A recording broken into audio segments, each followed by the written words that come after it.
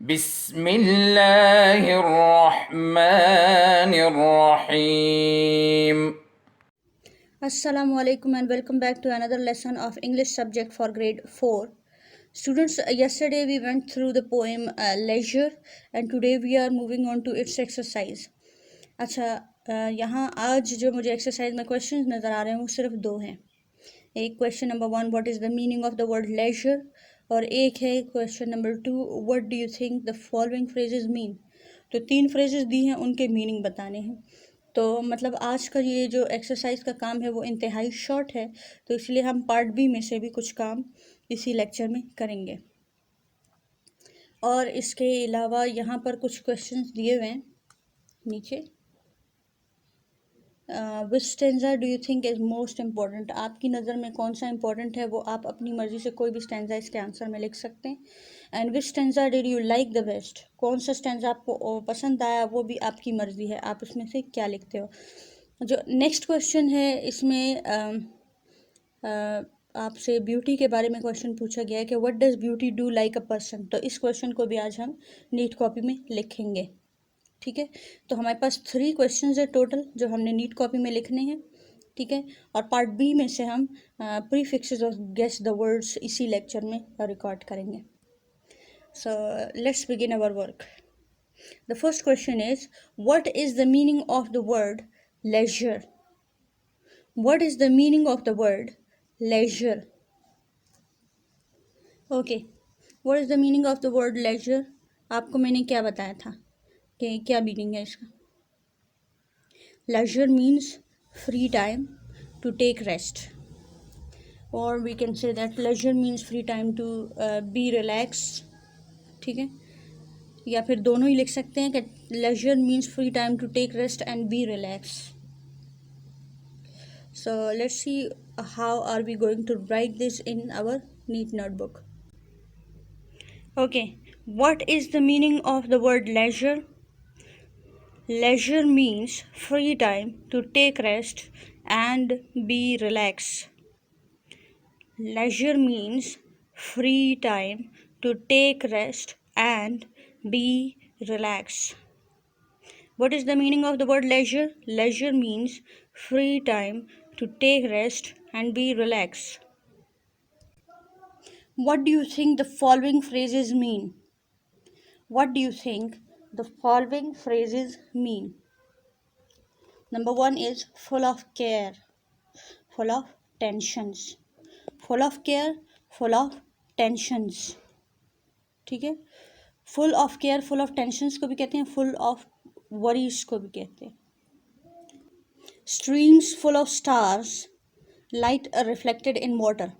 ठीक है, streams full of star का क्या मतलब है? लाइफ रिफ्लेक्टिंग इन वाटर, या reflected in water, reflecting in water दोनों सही है. ठीक है, light reflecting in water. Broad daylight, bright sunny day. Broad daylight, bright sunny day. हमने तीनों के मीनिंग्स को डिस्कस किया. Full of care, full of tensions. Streams full of stars, light reflecting in water. और broad daylight का मतलब है bright sunny day. What does beauty do like a person. What does beauty do like a person. Beauty smiles and dances. Beauty smiles and dances. What does beauty do like a person? Beauty smiles and dances. Beauty smiles and dances. Okay जी, now we are moving on to working with words. और यहाँ आपने आज वो सीखने हैं prefixes. ठीक है, प्रीफिक्सेस में आपको मैं बता दूँ, प्रीफिक्सेस उन थोड़े अल्फ़ाबेट्स को कहते हैं जो किसी भी वर्ड, कंप्लीट वर्ड से पहले लगाए जाएं तो वो कुछ नया मीनिंग देते हैं.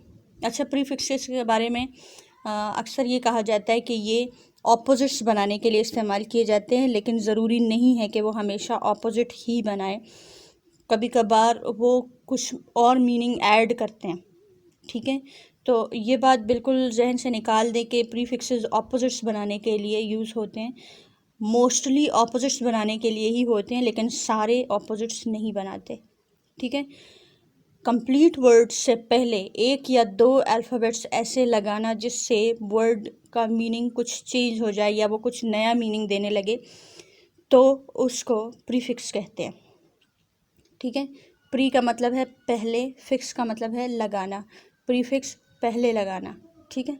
तो यहाँ पर इन्होंने आपको कुछ एग्जांपल्स दी हुई है। Do you know what these prefixes stand for? En, enrich, enable. अब यहाँ ये देखें, ये ऑपोजिट नहीं बना रहा। एनरिच, एनरिच करना मतलब भरपूर बनाना, एनेबल काबिल बनाना। ठीक है। और इसके अलावा जो मेरे जहन में और इसके प्रीफिक्सेस आ रहे हैं वो है एन सर्कल, किसी चीज़ को सर्कल कर देना। एनश्योर, यकीन दहानी करवाना, जैसे श्योर का मतलब है यकीनन या यकीनी, लेकिन एनश्योर यकीन दिलाना, यकीन दहानी करवाना। एनकाउंटर, ठीक है, सामने को कहते हैं, सामना मतलब आपस में सामना हुआ। ठीक है। वैसे एनकाउंटर, पुलिस एनकाउंटर को भी कहते हैं। और जो नेक्स्ट वर्ड मेरे जहन में है वो एनग्रेव्ड। एनग्रेव्ड जो उभरी हुई राइटिंग होती है ना, उसको एनग्रेव कहते हैं। जैसे शादी के कार्ड्स होते हैं, उस पर एनग्रेव्ड लिखा होता है दूल्हे का नाम, और दुल्हन का नाम भी एनग्रेव्ड लिखा होता है। वैसे हमारे केपीके में दुल्हन का नाम नहीं लिखा जाता, हाँ, लेकिन ये होता है, एनग्रेव्ड राइटिंग होती है जो जो इस तरह के कार्ड्स होते हैं। ठीक है। जो शील्ड्स होती है उन पे भी एनग्रेव्ड राइटिंग होती है। तो एन के मैंने आपको कितने वर्ड्स बताए? एक तो एनरिच और एनेबल इन्होंने खुद से बताए, encircle, ensure, encounter, engraved. ठीक है। जो नेक्स्ट इन्होंने प्रीफिक्स दिया वो इन है। Incorrect, inability, inaccurate, inaccurate. मेरे जहन में इसके जो वर्ड्स आ रहे हैं वो है incomplete, insecure, incompetent, informal, insane. Sen कहते हैं अक्लमंद को, वाइस को, और इनसेन पागल को कहते हैं। ठीक है। इनसेन। फॉर्मल जो होता है रस्मी को कहते हैं। रस्मी मतलब जब आप तरीके से मतलब फॉर्मल तरीके से बात कर रहे होते हैं। तो जब नॉट फॉर्मल होता है, आप फ्रैंक होके बात करते हो, इसको इनफॉर्मल कहते हैं। ठीक है। इनसिक्योर, सिक्योर का ऑपोजिट है। कंप्लीट का ऑपोजिट इनकम्प्लीट है। अच्छा, डिफरेंट का ऑपोजिट इनडिफरेंट नहीं है। इनडिफरेंट का मतलब है लापरवाह। ठीक है। इनडिफरेंट लापरवाह को कहते हैं, मतलब बेनियाज। ठीक है, बेनियाजी को कहते हैं। इनकॉम्पिटेंट, कॉम्पिटेंट का ऑपोजिट है कॉम्पिटेंट, माहिर को कहते हैं। इनकॉम्पिटेंट जो माहिर नहीं है। ठीक है। कोहियरेंट जो होता है जिसका रब्त होता है, मतलब कंप्लीट होता है, कंप्लीट अच्छा रब्त होता है उसमें, सेंटेंसेस में या बातों में, उसको कोहियरेंट कहते हैं। बट इनकोहियरेंट जिसके सर पैर की समझ ही ना आ रही हो कि क्या बात हो रही है क्या नहीं हो रही। ठीक है। कभी एक टॉपिक कभी दूसरे टॉपिक की तरफ जा रहे हो, तो उसको कहते हैं। अच्छा, जो नेक्स्ट प्रीफिक्स है वो है un. Unlikely, unsuitable, unable. Unfamiliar भी है, अनरैप्ड भी है, अनवेल्ड भी है। वेल कहते हैं नकाब को, वेल नकाब को कहते हैं। अनवेल पर्दाफाश करने को कहते हैं। जब किसी का कोई राज आप सबके सामने ले आए तो उसको कहते हैं अनवेलिंग। ठीक है। Unveil, UNVEIL, unveil. अच्छा, अनरैप, रैपर आपने देखा है, रैपर जो होता है किसी चीज़ को रैप करने के लिए, बंद करने के लिए, पैक करने के लिए इस्तेमाल होता है। तो जब आप पैकिंग को खोलते हो तो it means you are unwrapping it, unwrapping. अच्छा, जब आप ट्रक को लोड करते हैं तो जब ट्रक मतलब ट्रक में सारा कुछ डालते हैं, सामान भरते हैं उसमें, तो जब वो सामान वापस उतारना होता है तो उसको कहते हैं अनलोडिंग, अनलोडिंग। ठीक है। और फेमिलियर मतलब मानूस को कहते हैं। जब आप किसी के साथ बहुत मतलब कंफर्टेबल होते हैं तो उसको फेमिलियर कहते हैं। लेकिन जब आप अजनबी बंदे के साथ बैठे हो तो you are unfamiliar with him. अजनबी बंदा जिसको आप जानते ही नहीं हो तो पहली दफ़ा में क्या होता है, you are completely unfamiliar with that person. ठीक है।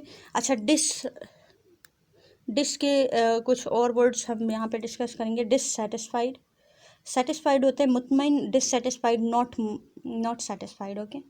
और डिसअपियर का मतलब है गायब हो जाना, अपीयर का मतलब है सामने आना, जाहिर होना, और डिसअपियर गायब हो जाना। तो यहाँ पर इन्होंने आपसे मीनिंग पूछे हैं, तो एन का मतलब है मतलब टू मेक एबल, ठीक है, या एनश्योर करना, एनसर्कल करना, एनकाउंटर, एनग्रेव, या एनेबल, एनरिच, ठीक है। तो ये एन का मतलब है to add something to it, okay. In का मतलब यहाँ पर ऑपोजिट है not, incorrect not correct, inability not ability, मतलब not having the ability, inaccurate not accurate. अच्छा, अनलाइकली का मतलब भी है not, not likely, not suitable, not able, ठीक है। डिससेटिस्फाइड नॉट सेटिस्फाइड, डिसअपियर मतलब वैनिश, डिसअपियर का मतलब वैनिश होता है, नॉट अपीयर का मतलब नहीं है इसमें, ठीक है। यहाँ पर नॉट अपीयर का मतलब नहीं दे रहा, लेकिन हाँ इसके लिए जो दूसरे मीनिंग होते हैं वो है डिसलाइक, डिसकनेक्ट, डिस्करेज, डिसलॉयल, ठीक है। तो ये इस तरह के वर्ड्स में यूज़ होते हैं, dissatisfied, disappear, disloyal, disconnect, dislike और discourage. Okay, copy the prefixes and words into your notebook. Add more words to each list. आपको जो वर्ड्स यहाँ पर दिए हुए हैं, ये तो आपने ये लिख दिया एन, फिर आप ब्रैकेट लिखेंगे, ये वाले वर्ड्स लिखेंगे। इसके अलावा जो वर्ड्स आपके जहन में आ रहे हैं जो ई एन वाले हैं, तो वो आपने इसके साथ लिखने, ठीक है। दूसरा जो यहाँ पर इन है, इन के बाद जितने भी ये वर्ड्स आ रहे हैं, तो ये तो इन्होंने दिए हैं, इसके अलावा जितने वर्ड्स आपके जहन में आ रहे हैं वो आप लिखेंगे, उसकी लिस्ट बनाएंगे। इसी तरह बाकी दो के साथ भी करना है। तो आपको जितने इन्होंने प्रीफिक्सेस दिए हुए हैं, उन सब के जितने ज़्यादा वर्ड्स आपको आते हैं वो सारे वर्ड्स आपने यहाँ पर लिखने हैं। पार्ट बी में जो थर्ड क्वेश्चन है वो है look at this clues, you have to guess the words, okay. यहाँ पर आप गेस करेंगे कि इन्होंने जो आपको जो कुछ कहा है ये आपको पता है या नहीं, ठीक है। You will have to think of the correct word and then write down the first letter of the word, these makes the answer, ठीक है। You have to think of the correct word. अच्छा, आपने यहाँ पर इसका first letter लिखना है, जो इसका आंसर बनेगा उसका आपने करेक्ट जो आंसर होगा उसका फर्स्ट अल्फ़ाबेट यहाँ पर लिखना होगा। वी फ्लाई इन इट, इसका क्या आंसर होगा? We fly in it, very good. Airplane, अच्छा एरोप्लेन ब्रिटिश इंग्लिश का वर्ड है, एयरप्लेन अमेरिकन इंग्लिश का। पाकिस्तान में एरोप्लेन का वर्ड यूज़ होता है बिकॉज ब्रिटिश इंग्लिश यहाँ पर नॉर्मली चलती है, नॉर्मली यही यूज़ होती है, अमेरिकन इंग्लिश यहाँ यूज़ नहीं होती। तो इस लिहाज से हम एरोप्लेन लिखेंगे, एरोप्लेन। एरोप्लेन की जगह हम उसका पहला अल्फ़ाबेट ए लिखेंगे, okay. We fly in it, A. The second one is it comes after day. It comes after day. Very easy. It is night. Night. It comes after day. Night. तो हम इसके सामने n लिखेंगे। Most people have 10 of them. 10 of these. Most people have 10 of these. क्या होते हैं? अच्छा, हाथ की उंगलियों के लिए अक्सर हम कहते हैं कि fingers, but we have only 8 fingers and we have 2 thumbs. But जो पाँव की उंगलियां होती हैं उनको टोस कहते हैं और सबको टोस कहते हैं, ठीक है। TOES, toast.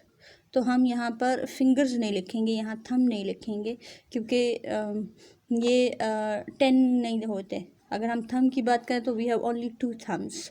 अगर हम फिंगर्स की बात करें तो we have only 8 fingers, but we have 10 toes, okay, 10 toes. तो हम यहाँ पर सिर्फ टी लिखेंगे।